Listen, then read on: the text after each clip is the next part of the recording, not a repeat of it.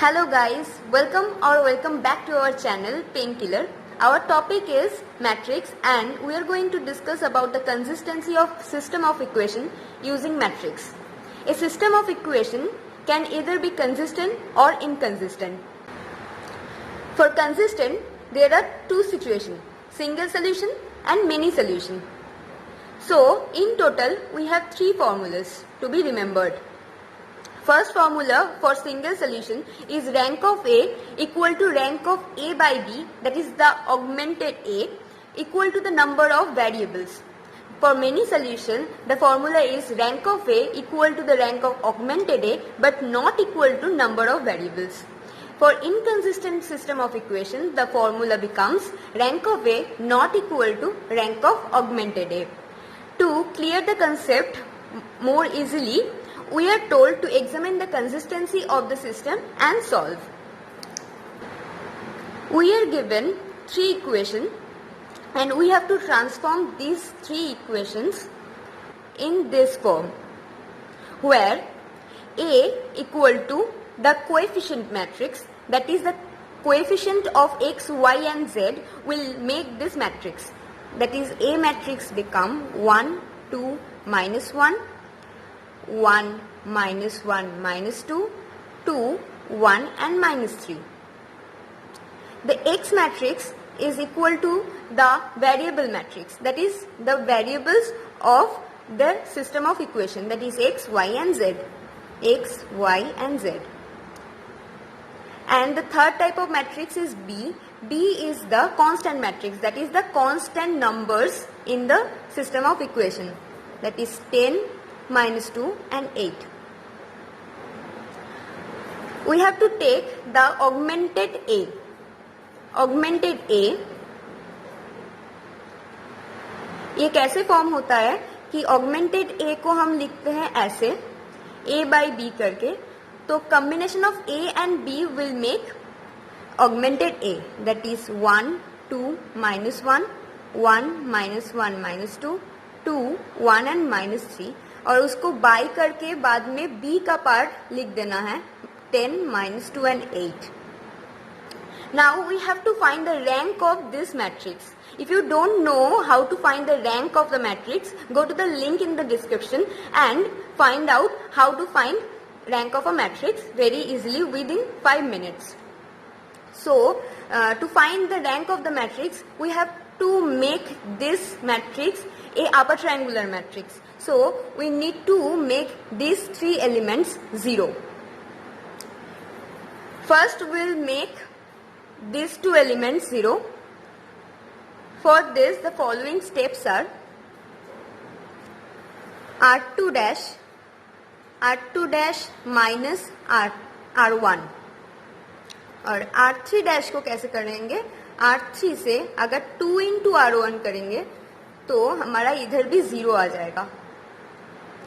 तो अगर इसको करते हैं तो देखते हैं क्या आता है. तो रो 1 का कोई चेंज नहीं हुआ,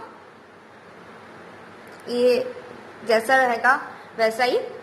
अब इसको माइनस रो 2 को रो 2 डैश में कन्वर्ट करने के लिए रो 2 से रो 1 को माइनस करना पड़ेगा. तो 1 minus 1 हो गया 0, minus 1 minus 2 equal to minus 3, minus 2 minus of minus 1, that is minus 2 plus 1, that is minus 1, and minus 2 minus 10 equal to minus 12 हो गया हमारा.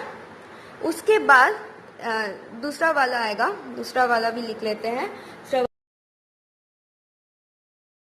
तो आप देख सकते हैं कि ये जो R2 and R3 है ये दोनों सेम आ चुका है. तो हम क्या करेंगे, हम इसको इधर लिखते हैं कि R3 डैश को लिखते हैं R3 minus R2. तो ये जो पूरा नीचे का पार्ट है वो पूरा 0 आ जाएगा हर एलिमेंट. तो इसको ऐसे लिखते हैं कि 1, 2, minus 1, इसका कोई चेंज नहीं हुआ, 0, minus 3, minus 1, minus 12, इसका भी कोई चेंज नहीं. और ये अगर करेंगे माइनस तो ये पूरा का पूरा 0 आ जाएगा. देख सकते हैं कि ये आ गया हमारा मैट्रिक्स.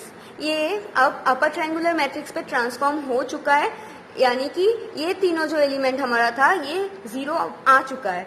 तो अब हमारा रैंक निकलना ज़रूरी है। तो रैंक इक्वल टू, हम जानते हैं कि rank equal to the number of non zero rows. तो इधर रैंक ऑफ ए, मतलब जो ये वाला मैट्रिक्स होगा, ये रैंक ऑफ ए आता है हमारा, देखो इधर दो ही हमारा नॉन ज़ीरो रोज है, तो ये है 2। और रैंक ऑफ ऑगमेंटेड ए जो है, रैंक ऑफ ऑगमेंटेड ए, इसको हम ऐसे लिखते हैं, वो आ जाएगा हमारा, देखो ऑगमेंटेड ए ये पूरा आता है और इसमें हमारा 2 ही नॉन ज़ीरो रोज है, तो ये भी आ जाएगा 2। बट हमारा नंबर ऑफ वेरिएबल्स कितना है? नंबर ऑफ वेरिएबल्स है 3। तो ये इसके अंदर हुआ क्योंकि इसका rank of A equal to rank of augmented A आया था, which is equal to 2 but not equal to 3, which is the number of variables in this system of equation. So we can say that this system of equation is consistent but has many solutions. So you can see that the system of equation we had taken is consistent but has many solutions. To solve the system of equation, we can assign any variable with any number. So we are assigning z as k. तो z equal to k हो गया हमारा, general solution के लिए हम ये कर रहे हैं। तो ये इक्वेशन, इससे तो कुछ नहीं आने वाला है, इधर 0 0 0 इक्वल टू 0 ही होता है, तो इससे हम ले आएंगे। तो ये वाला है x का रो, ये वाला है x का कलम, ये वाला है y का कलम एंड ये वाला है z का कलम, और ये तो कांस्टेंट वाला कलम है। तो इधर -3y माइनस z के जगह हम लिख सकते हैं -k इक्वल टू -12।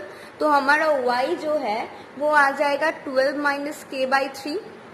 हम सॉल्व करके देख सकते हैं। तो ये वाला जो हमारा लाइन में रो मिला है उसमें है x प्लस 2 इंटू मतलब 24 2k/3 minus k which is equal to 10। तो इसको अगर हम सॉल्व करके दिखा देते हैं कि ये कैसे आ रहा है।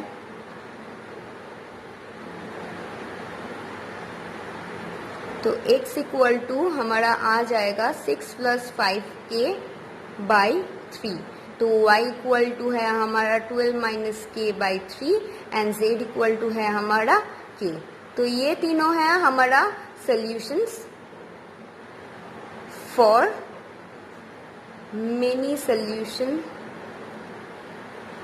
system. If you like this video, please like, share and subscribe. मिलते हैं अगली वीडियो पर।